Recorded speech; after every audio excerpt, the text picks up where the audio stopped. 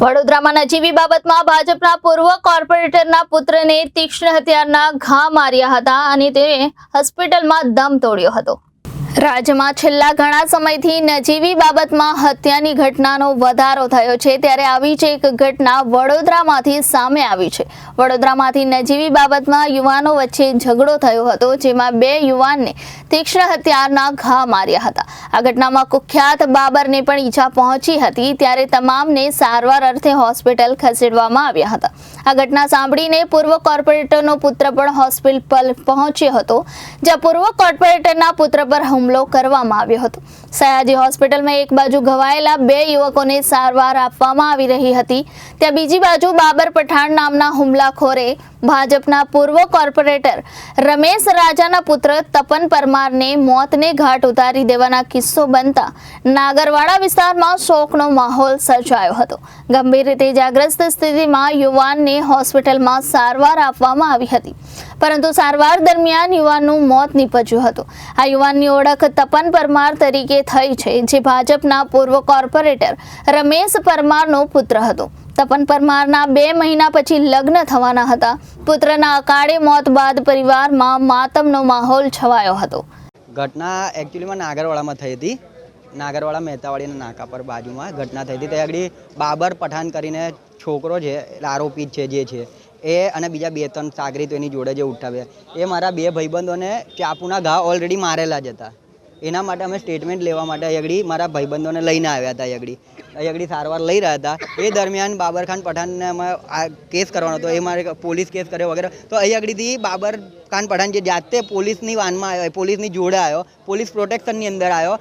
આજુબાજુમાં 4 થી 5 પોલીસવાળા હતા, એ અહીં આગળથી લઈને ગયા અંદર।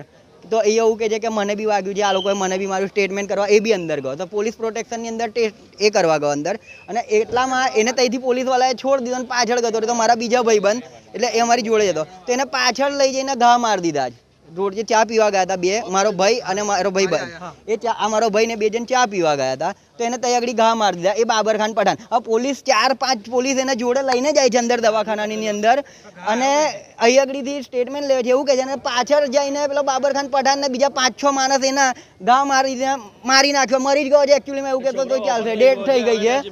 હા, તો અને એ પછી અમે જ્યારે પેલા બાબર ખાન પઠાણને અમે તૈયારી દોડતા ગયા કે ઘા વાગ્યા, તો પકડ્યો ને, તો તૈયારી પોલીસવાળા આવીને એને પકડીને જીપમાં બેસી કે ચલો ભાઈ, એટલે પોલીસવાળાને લીધે જ થયું આ જે થયું। એ પોલીસ અંદરથી પેલો છૂટ્યો કેવી રીતે? બાબર ખાન પઠાણ અહીંયાથી સારવાર લેવા માટે અંદર જઈ રહ્યો હતો, અંદર લઈ ગયા છે, તો પછી એ છૂટ્યો કેવી રીતે, માર્યો કેવી રીતે પેલાને બહાર જઈને? અમે અહીંયા ઊભા હતા। મારું નામ રાજપૂત રાहुल।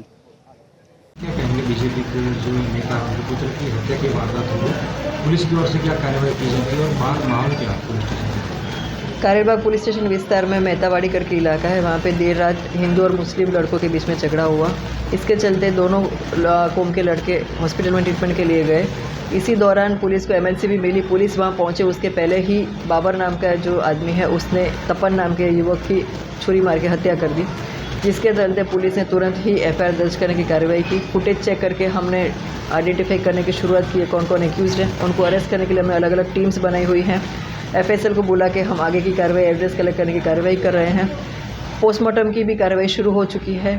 आरोपी को कड़क से कड़क कार्रवाई, उसके लिए हम लगे हुए हैं। बाहर लोगों का ऐसा कहना है कि इससे पहले भी 2 झूठों के बीच में बवाल हुआ था, वहाँ से ही ये सिलसिला चलता रहा। दोनों जो है एक दूसरे को दुश्मन समझते थे। वो पूरा मामला क्या था, पुरानी दुश्मनी क्या? उसकी इन्वेस्टिगेशन अभी चल रही है, उसमें हम पूरा तहकीकात करेंगे। फिलहाल अभी कितने लोगों का राउंड अप किया है, किस दिशा में आगे? आरोपियों को अरेस्ट करने के लिए हमने अलग अलग टीम बनाई हुई है और हम जल्द ही सबको अरेस्ट कर लेंगे। કારેલબાગમાં જે મહેતાપોળ વિસ્તાર છે ત્યાં ઝઘડો થયેલો હતો, જે અનુસંધાને 3 વ્યક્તિ છે, વિક્રમ કરીને અને એના બીજા મિત્રોને અહીંયા એસએસજીમાં લઈને આવેલા હતા।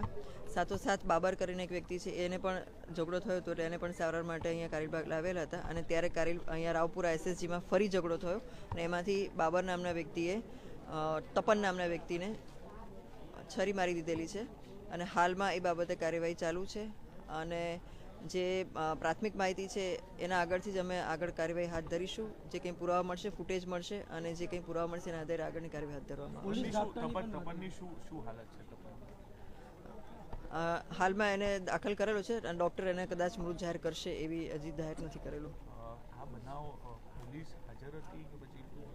એ હજી તપાસનો વિષય છે. હજી અમને બી વાત મળ્યા જાણવું છે. અમે હજી એમાં તપાસ કરી રહ્યા છીએ. શું હકીકત બની તે પણ અમને ખબર નથી. આખી હજી તો તપાસ ચાલુ જ છે, પ્રાથમિક તપાસ.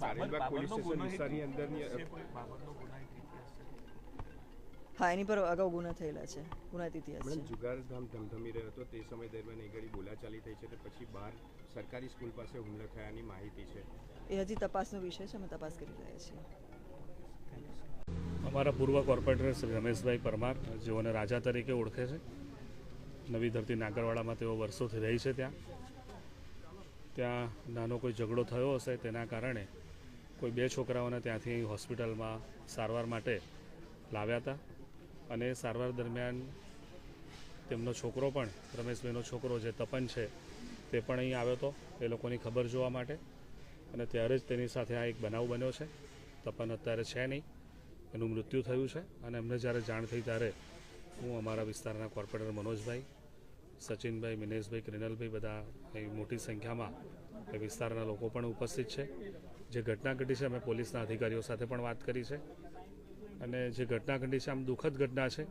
આ પ્રકારની ઘટનાનું જે વર્ણન કર્યું છે તેના પરિવારે એ આઘાતજનક છે અને ચોક્કસપણે પોલીસના અધિકારીઓને અમે વાત કરી છે, સવારે પણ કરીશું કે આની અંદર કડકમાં કડક કાર્યવાહી થાય અને બીજી વાર કોઈ પણ આવું સાહસ ના કરે તે માટેની તમામ કાર્યવાહી આવા લોકોની પર થાય તે માટેની વાત અમે કરીશું. સવારે પણ અત્યારે પણ વાત કરીશું. જે પ્રકારે આવો ગુનો કર્યો છે અને જે પ્રકારે સીસીટીવીના ફૂટેજ પણ આ લોકોએ કલેક્ટ કર્યા છે એ પણ જોશે. જો આ પ્રકારની ઘટનામાં આ પ્રકારની ગુનાખોરી આવા તત્વો કરતા હોય તો એવા લોકોને તે પ્રકારની સજા આપવી જોઈએ. તેમાં કોઈ બેમત નથી, કેમ કે આવા લોકોને આવું કરવામાં સહેજ પણ જ્યારે ખચકાટ ના હોય ત્યારે તેમને પણ એવી સજા મળવી જોઈએ એવું મારું માનવું છે. Bureau report Janadesh news, Vadodara.